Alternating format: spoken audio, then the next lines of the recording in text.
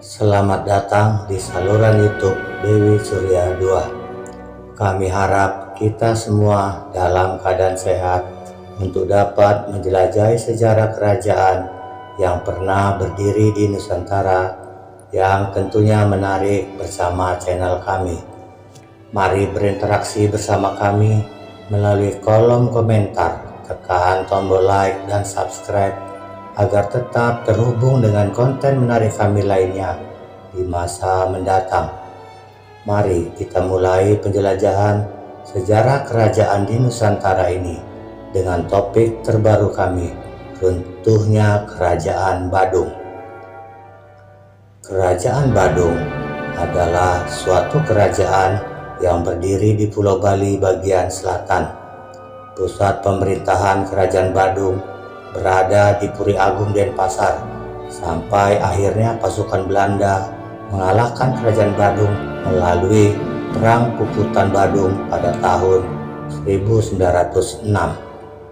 Hindia Belanda merestorasi kerajaan ini pada tahun 1929 dan menjadikan Badung sebagai wilayah swapraja pada tahun 1938. Setelah kemerdekaan Republik Indonesia, wilayah Kerajaan Badung berstatus sebagai daerah tingkat 2 Badung dan daerah tingkat 2 Denpasar dalam pemerintahan Provinsi Bali. Pada tahun 1826, Belanda diizinkan oleh Raja I Gusti Madengura untuk mendirikan stasiunnya di Kuta. Sebagai balasan atas kerjasama itu, Raja mendapatkan hadiah yang sangat indah. Seorang pedagang berkebangsaan Denmark bernama Mats Johansen Lenz yang datang ke Bali pada usia 18 tahun memegang peranan sebagai mediator antara pemerintah Hindia Belanda dan Badung serta kerajaan-kerajaan lain di Bali. Mulai saat itu, Mats Lenz yang lahir pada tahun 1806 dapat meningkatkan hubungan baik dengan raja-raja di Bali. Pada tahun 1856, Mats Lenz sakit dan mohon pensiun serta memutuskan untuk kembali ke Denmark. Namun sayang, dia meninggal pada saat kapal yang akan ditumpangi akan berangkat dan akhirnya ia dimakamkan di Kuta. Pada tahun 1904, sebuah kapal dagang berbendera Belanda milik seorang Tionghoa dari Banjarmasin bernama Sri Komala kandas di pantai Sanur. Pemilik kapal dan pemerintah Hindia Belanda menuduh masyarakat setempat melucuti, merusak dan merampas isi kapal serta menuntut kepada Raja-Raja Badung atas segala kerusakan itu sebesar $3.000 perak dan menghukum orang-orang yang merusak kapal. Penolakan raja atas tuduhan dan pembayaran kompensasi itu menyebabkan pemerintah Hindia Belanda mempersiapkan ekspedisi militernya ke Bali pada tanggal 20 September tahun 1906. 3 batalion infanteri dan 2 batalion pasukan artileri segera mendarat dan menyerang Kerajaan Badung.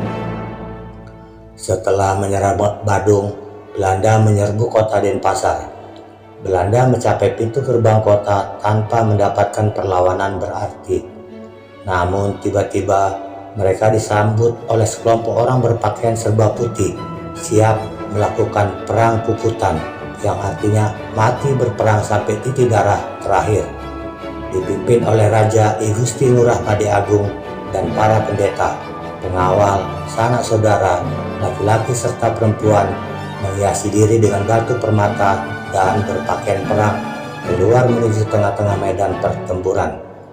Hal itu dilakukan karena dalam ajaran Hindu bahwa tujuan kesatria adalah mati di medan perang, sehingga arwah dapat masuk langsung ke surga. Menyerah dan mati dalam pengasingan adalah hal yang paling memalukan.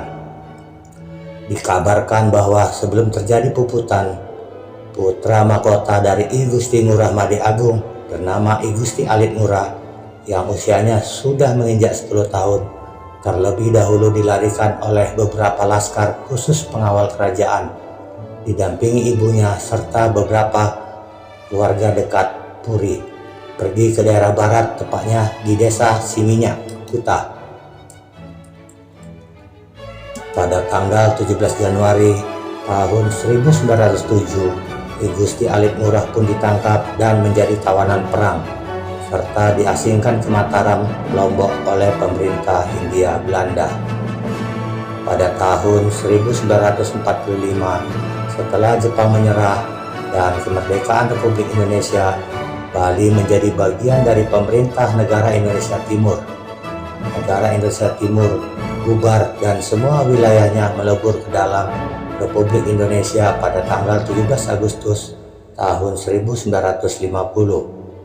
Pemerintahan Swapraja atau kerajaan di Bali diubah menjadi Dewan Raja-Raja dengan berkedudukan di Denpasar dan diketuai oleh seorang raja.